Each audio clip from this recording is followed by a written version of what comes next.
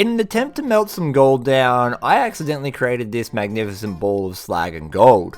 But now I've admired its beauty long enough, and I want to try to melt it down. Because I'm working on a special project where that little gold coin is going to be a central part. Potato! Beep. Fire! I had originally struck out with the idea of making a gold coin, but what was to transpire was a little bit better. Or as Bob Ross would say, a happy little accident. With some luck, this will actually work. I can actually see like a gold slag forming on the outside. That is super cool. Actually, past Chris, it's super hot because we're melting gold. It should be well over 1,000 degrees centigrade. It certainly hasn't melted it into a blob. It's kind of done something way cooler. Look, it's formed like this strange melted nugget shape. Should we admire its beauty?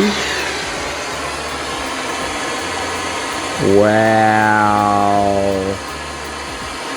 Oh, that looks so cool. I'm just going to give it a minute to cool down, but that looks like it's taken a really interesting shape. This is all still very hot on this side. This feels like it is fairly solid. Let's just see. Oh, what? Look at that.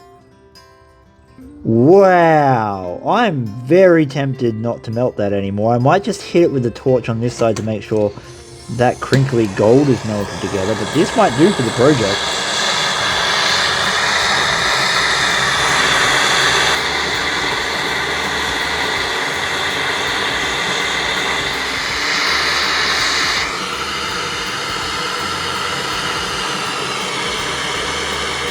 Now I believe a large percentage of that black material in there is going to be borax, which means it's water soluble. The beautiful thing about potatoes is you can pick them up immediately after the crucible, tip your nugget into water. Finger friendly. Now logically speaking, I should just be able to like let that sit in there and dissolve out, but I am really impatient, so I'm going to add a little bit of caustic soda to it, which should help dissolve any of the quartz or any of the rock that was in the melt when I did it.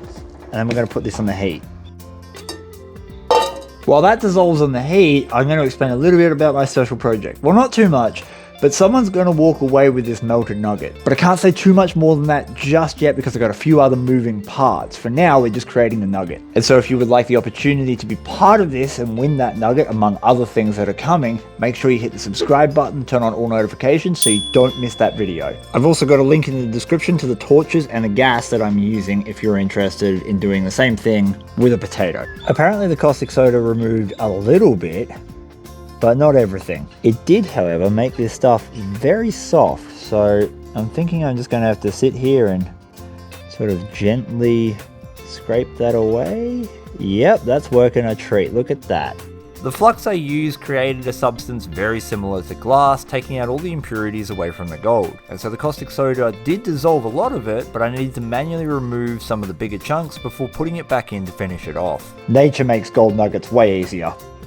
Well, here it is, my little homemade nugget.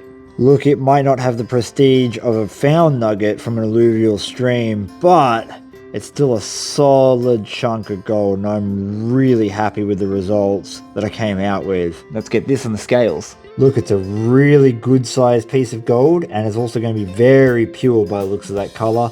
So I'm going to guess 1.5 grams. Leave your guess below. Whoa, 2 on the dot.